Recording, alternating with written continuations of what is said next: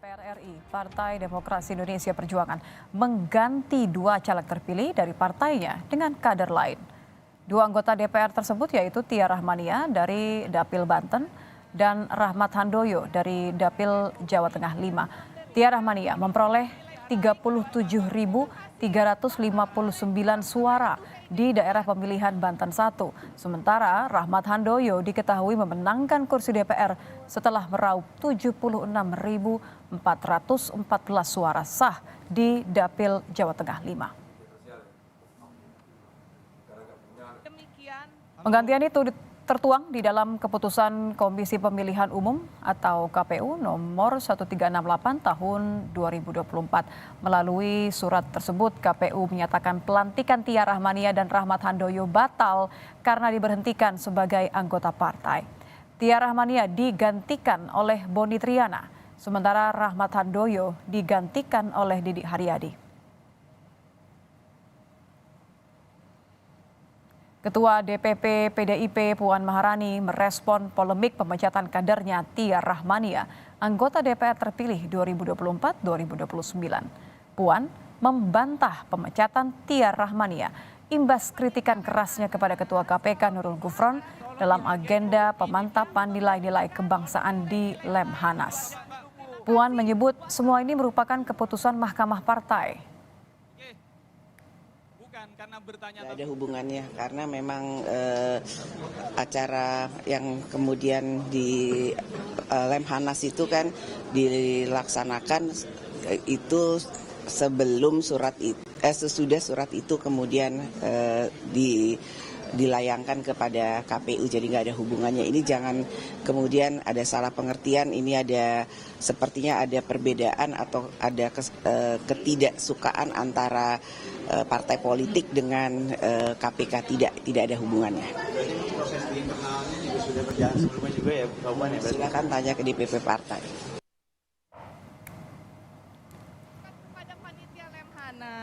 Kalau bisa cari tolong dihargai forum ini, Bu. yang memberikan nilai-nilai baik. Terima kasih. Wassalamualaikum warahmatullahi wabarakatuh. Saya izin keluar.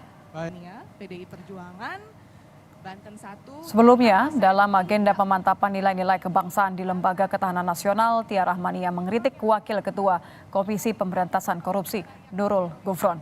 Kritikan disampaikan Tia saat Gufron menyampaikan materi soal penguatan nilai-nilai anti korupsi. Tia juga sempat menyinggung kasus Nurul Gufron di depan pengawas KPK. Ada Bapak bicara yang teori seperti ini, kita semua tahu Pak, negara ini berada dalam kondisi tidak baik-baik saja. Mending Bapak bicara kasus Bapak, bagaimana Bapak bisa lolos Dewan Etik, kemudian dipetun sukses. Bagaimana kasus Bapak memberikan rekomen pada ASN. Bagaimana kasus-kasus Bapak yang lain Bapak bisa lolos?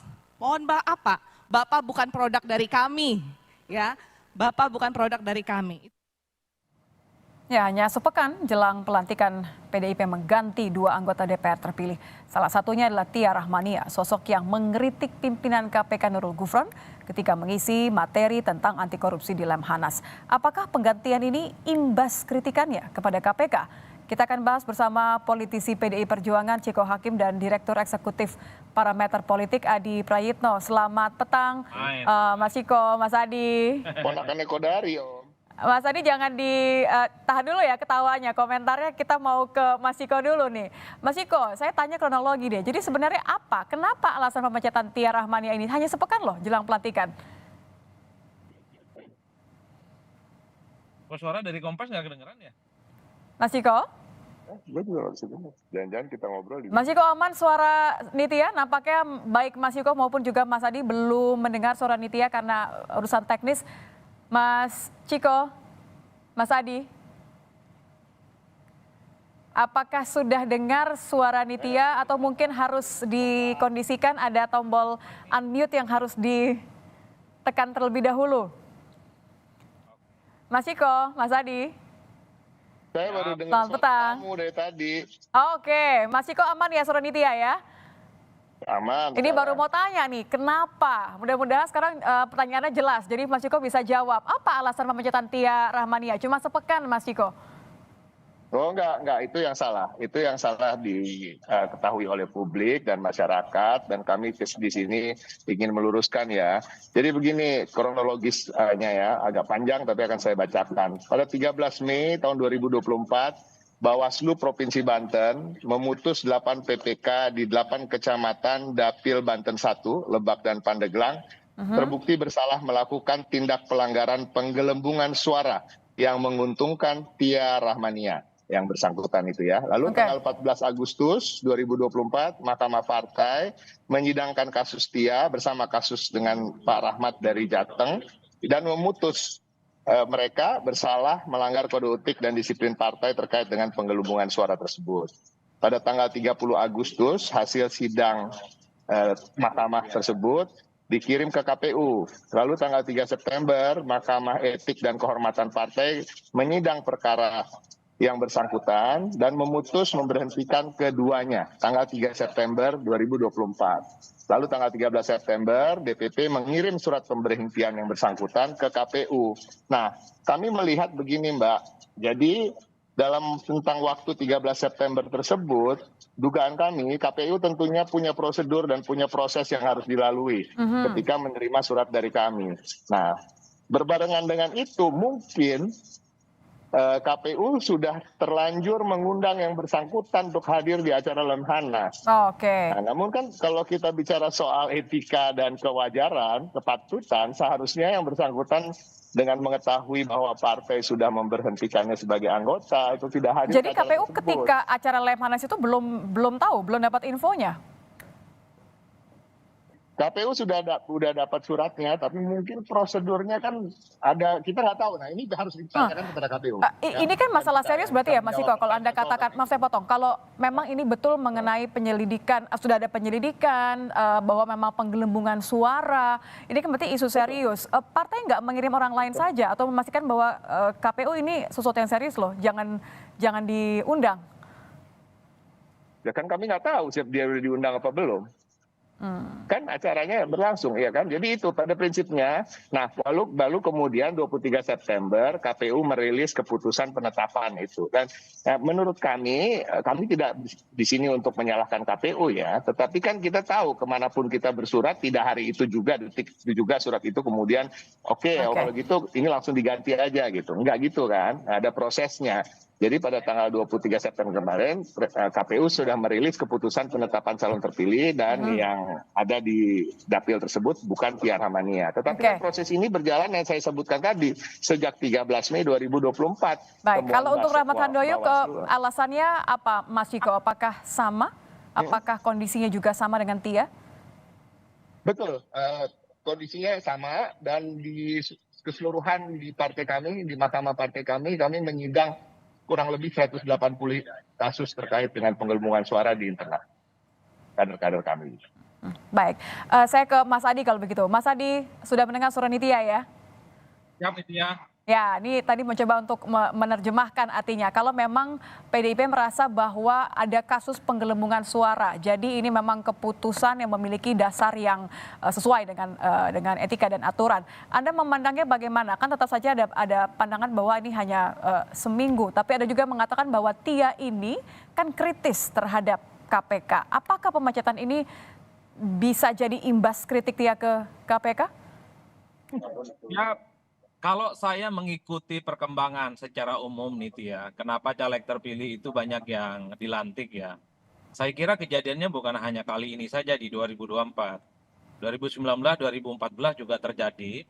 Caleg yang sudah ditetapkan sebagai pemenang, dia definitif akan dilantik, tapi dalam perkembangannya gagal dilantik itu karena persoalan internal partai. Satu, dia berkonflik dengan partainya. Yang kedua, caleg-caleg yang lain itu melakukan gugatan kepada pemenang, karena menangnya itu dengan cara curang-curang, misalnya dengan penggelembungan ataupun terstruktur, sistematis, dan masif yang dilakukan secara curang oleh caleg tertentu. Sepanjang itu bisa dibuktikan di Mahkamah Partai, maka partai bisa mengajukan kepada KPU bahwa caleg yang seharusnya dilantik itu bisa dibatalkan. Jadi kalau kita mendengar penjelasannya Bang Ciko, ini ada fakta yang kemudian bisa disajikan bahwa ada alasan-alasan penggelembungan yang kemudian membuat internal partai memutuskan bahwa caleg yang bersangkutan yang seharusnya dilantik itu kemudian dibatalkan karena dinilai melakukan tindakan kecurangan, maka ya partai itu memutuskan caleg internal yang nomor 2 lah yang kemudian akan menentukan, yang kemudian akan dilantik menjadi anggota DPR. Itu satu ya. Yang kedua, kecuali memang pemecatannya itu atau pembatalan pelantikannya itu tidak ada argumen apapun. Itu yang kemudian seharusnya menjadi tanda tanya. Kan ada partai yang lain misalnya, kalau tidak salah di PKB itu ada 5 caleg yang juga batal dilantik dan argumennya juga tidak jelas. Pokoknya Oke, dipecat. jadi yang alasan. dipertanyakan adalah pengawasan partai dong ya ke calegnya. Ya betul. Jadi memang ini soal murni konflik internal partai. Jadi caleg-caleg di internal partai ini satu sama yang lain di berbagai tempat memang suka berkonflik. Setahu saya Nitya, bukan hanya DPR RI, DPR kabupaten, provinsi dan kota, banyak sekali caleg yang ditetapkan sebagai pemenang itu dibatalkan, puluhan itu bahkan. Karena mereka bisa membuktikan kemenangan yang dilakukan oleh pemenang itu dilakukan dengan kecurangan. Cuma karena calegnya level DPRD, kabupaten, kota, dan provinsi tidak terfollow up secara sistematis. Tapi kalau kita men-tracking di tahun 2024 ini, banyak sekali, bahkan puluhan, caleg DPRD itu kemenangannya dibatalkan oleh partainya. Oke, Karena oke. sangkutan dimenang coret. Tapi begini, kalau caleg yang terpilih, yang kemudian akan Ganti? nobatkan untuk dilantik tapi dibatalkan, mereka masih punya hak kok untuk menggugat. Misalnya partainya itu bisa digugat ke Pengadilan Negeri Jakarta Pusat, apa betul pemecatan secara sepihak dan pembatalan itu melanggar atau tidak. Nanti tinggal kuat-kuatan bukti. Apakah Oke. buktinya itu bisa dipertanggungjawabkan atau tidak. Dan Jadi caleg PDIP yang siap kemudian ya? dibatalkan kemenangannya ini juga betul bisa menggugat juga KPU. Kenapa KPU misalnya kemudian serta-merta mengikuti keinginan partai. Itu bisa dilakukan melalui petun. Tidak hanya Artinya soal lanjutan gugatan hukumnya nih, Mas Ciko, saya kembali ke Anda. Tapi juga bagaimana kemudian menjelaskan kembali kepada konstituen. Karena kan bagaimanapun juga terlepas dari ada bukti-bukti yang menunjukkan bahwa Tia ini penggelembungan suara, ada orang-orang yang memilih Tia secara sadar. Bagaimana PDIP menepis semua simpang siurnya, menjelaskan kepada konstituen bahwa ini loh pelanggarannya, penggantiannya bukan tanpa alasan. Ya dengan kesempatan yang diberikan Kompas TV pada saya pada hari ini, pada PD Perjuangan untuk menjelaskan, salah satunya dengan Nitya bertanya dan saya menjawab dan menjelaskan. Dan saya rasa yang paling bisa dipahami dan oleh masyarakat dan seharusnya dimaklumi bahwa sejak tanggal 13 Mei itu tahun 2024, Bawaslu Provinsi Banten yang memutus ada 8 PPK di 8 kecamatan Dapil Banten 1 yang terbukti bersalah melakukan penggelembungan suara. Dan itu menguntungkan Tia Rahmania. Jadi itu juga yang menjadi dasar bagi kami di Mahkamah Partai melakukan persidangan, memanggil yang bersangkutan dan menyidang kasus saudara Tia dan juga yang lain-lain yang terkait dengan kasus-kasus penggelembungan suara di daerah-daerah lain.